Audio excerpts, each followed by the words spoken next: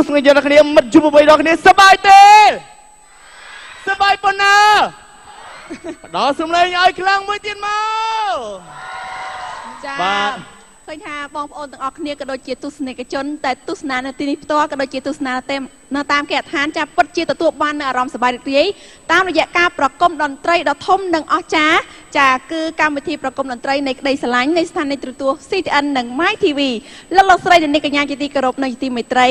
ការប្រគំតន្ត្រីនៅក្នុងរាត្រីដ៏សែនអស្ចារ្យនេះមិនត្រឹមតែមានការចូលរួមពីសិល្បករសិល្បករនីដែលមានឈ្មោះបោះសម្លេងនៅក្នុងព្រះរាជាណាចក្រកម្ពុជាតែប៉ុណ្ណោះទេចាគឺមានអ្វីដែលពិសេសជាងនេះទៅទៀតចាបាទលោកអ្នកដឹងទេថាតើមានតារាចម្រៀងមកពីណាទៀតបានដឹងអត់បាទដោយដែលកញ្ញាថនលក្ខណៈបានជម្រាបជូនអញ្ចឹងគឺមិនមែនត្រឹមតែតារាចម្រៀងដែលល្បីនៅក្នុងព្រះរាជាណាចក្រកម្ពុជាដែលបានចូលរួមមកបោះស្រាយចម្រៀងនៅក្នុងកម្មវិធីរបស់យើងនៅក្នុងយប់នេះតែប៉ុណ្ណោះទេយើងក៏ទទួលបានវត្តមានយ៉ាងពិសេសយ៉ាងពិសេសដែលជាតារាចម្រៀងមកពីប្រទេសថៃផងដែរចង់ជួបពួកគាត់បាទចង់ជួបទេឥឡូវនេះក៏ឲ្យខាត់ទៅយូសូមណែនាំជូនតារាចម្រៀងមកពីប្រទេសថៃអបអរសាទ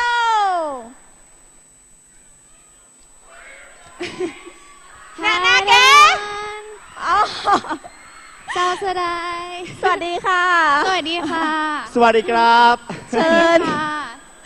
แฟนคลับเยอะนะคะเนี่ยสวัสดีค่ะเราสำเร็จกลางมือจินมา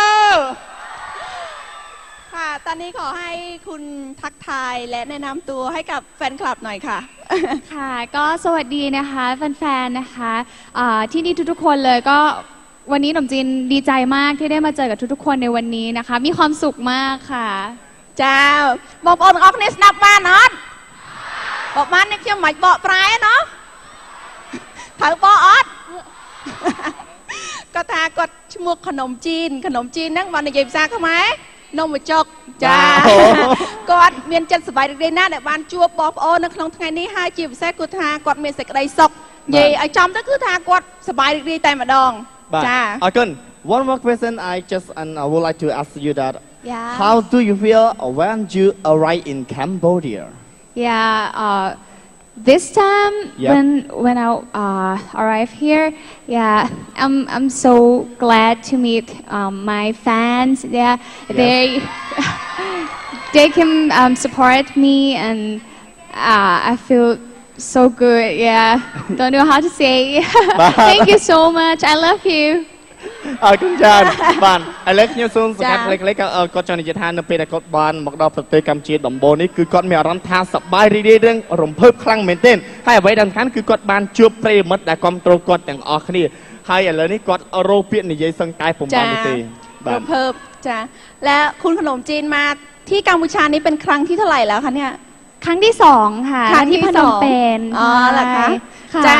สำนวนหนึ่งខ្ញុំសួរគាត់មុននេះសួរថាតើគាត់មកប្រទេសកម្ពុជាជាលើកទីប៉ុន្មានហើយគាត់ថាគឺជាលើកទី2ចាលើកទី2ហើយចាលោកអេដមីមានអ្វីចង់សួរជាភាសាអង់គ្លេសថែមទៀតទេអរគុណone more question when you finish the concert tonight where will you go or you have planned to go anywhere where will you go after this night or this concert this concert the next concert that I will perform tonight is Sus Club at Rock Entertainment Center so you guys can support me and sing along with me at Sus Club tonight 11:30 o'clock 11:30បាទអរគុណបន្តពីចប់ concert នៅក្នុងយប់នេះគាត់នៅមានការបកស្រាយចម្រៀងរបស់គាត់មួយទៀតគឺនៅ Sus Club គឺនៅ Naga បាទនៅ Rock បាទនៅ Rock សំទោសនៅ Rock ហើយទាំងអស់គ្នាគឺអាចចូលរួមទស្សនានិងចូលរួមច្រៀងកម្សាន្តលេងសប្បាយជាមួយគាត់បានទៀតផងចាហើយជាពិសេសជាងនេះទៅទៀតគឺថានៅក្នុងកម្មវិធីនៅ Sus Club យប់នេះគឺមានការផ្ដល់ជូននៅកាដូដ៏ពិសេសលោកអ្នកដែលចង់ចូលរួមគឺមានឱកាសឈ្នះនៅរង្វាន់ចិញ្ចៀនពេជ្រតម្លៃជិត$30,000មិនត្រឹមតែប៉ុណ្ណោះគឺទទួលបាននៅចារង្វាន់ជាច្រើនទៀតគឺកាដូ iPhone ចាអរគុណและในค่ำคืนนี้คุณขนมจีนมีอะไรพิเศษอยากจะมอบให้แฟนคลับไหมคะ ค่ะก็มีเพลงพิเศษละกันถือว่าเป็น ค่ะ น้ำจิ้มละกันนะคะ ค่ะ ไว้ให้ไปฟังต่อที่ซูสคลับคืนนี้นะคะ โอเคค่ะ เป็นเพลงที่หนุ่มจีนชอบแล้วก็อยากจะมอบให้ทุกคนค่ะ ចាយប់នេះគាត់មាននៅកដោពិសេសគឺជាការបកស្រាយនៅបទចម្រៀងតែជាការបកស្រាយនៅបទចម្រៀងកោកទៅណាបងប្អូន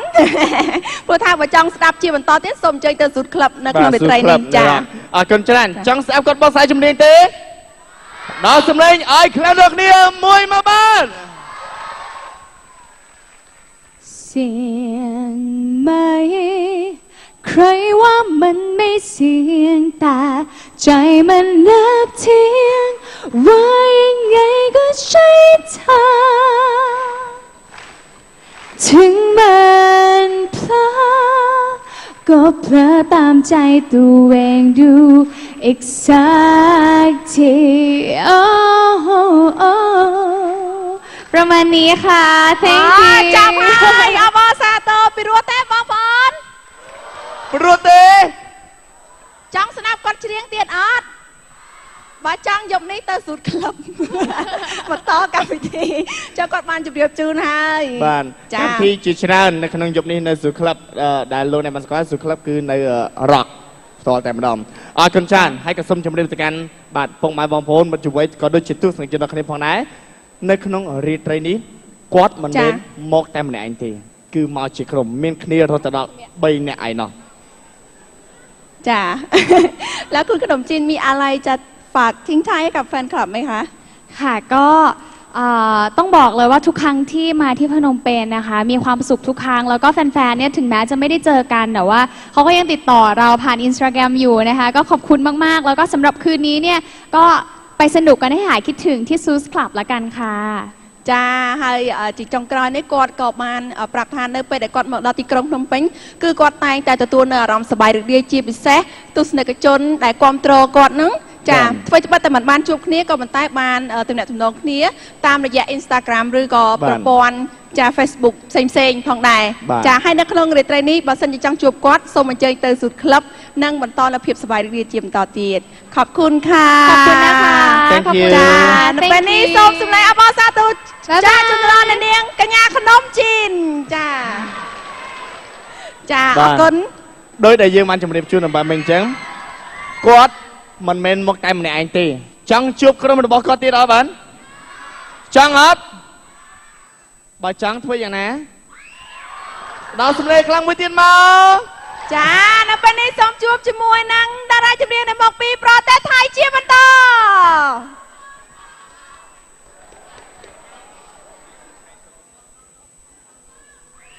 Hi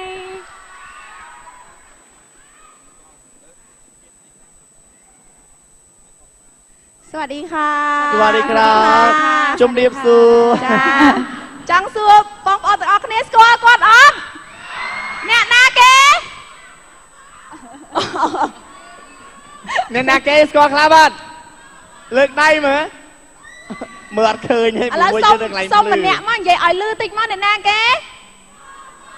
អូខេ มีแฟนคลับที่นี่ด้วย น่ารักมากเลยค่ะ มีอะไรจะกล่าวต้อนรับกับแฟนคลับไปคะขอแนะนำตัวสักนิดนึงค่ะ ค่ะก็ we are from Mod นะคะ I'm Mod and โฟค่ะ มองเลยนิ่งเลย